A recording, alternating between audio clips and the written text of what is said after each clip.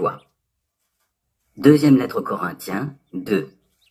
C'est pourquoi j'ai décidé de ne pas retourner chez vous pour ne pas vous attrister.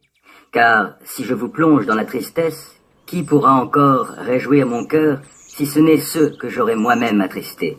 Si je vous ai écrit comme je l'ai fait dans ma précédente lettre, c'était précisément pour qu'en venant chez vous, je ne sois pas attristé par cela même qui devait faire ma joie.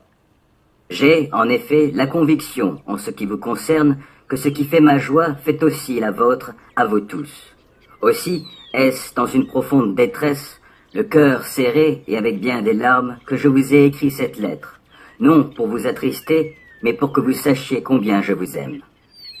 Si l'un de vous a été une cause de tristesse, ce n'est pas moi qui l'a attristé, mais vous tous, ou du moins une partie d'entre vous, pour ne rien exagérer. Le blâme que lui a affligé la majorité d'entre vous est suffisant pour cet homme. Aussi devriez-vous à présent lui accorder votre pardon et le réconforter, afin qu'il ne soit pas accablé par une tristesse excessive.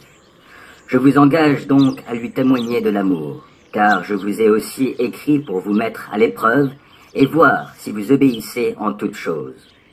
Celui à qui vous accordez le pardon, je lui pardonne moi aussi.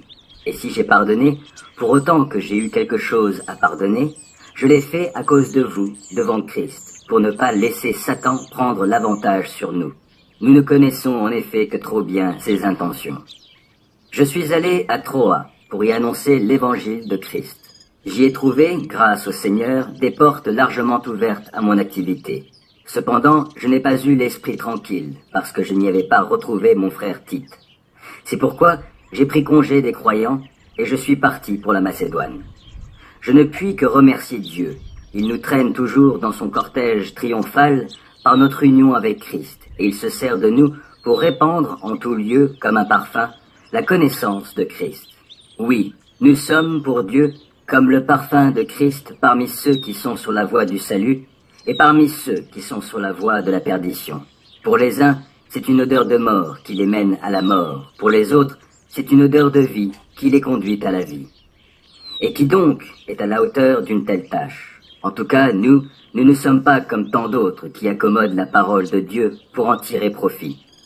C'est avec des intentions pures de la part de Dieu, dans l'union avec Christ, que nous annonçons la parole.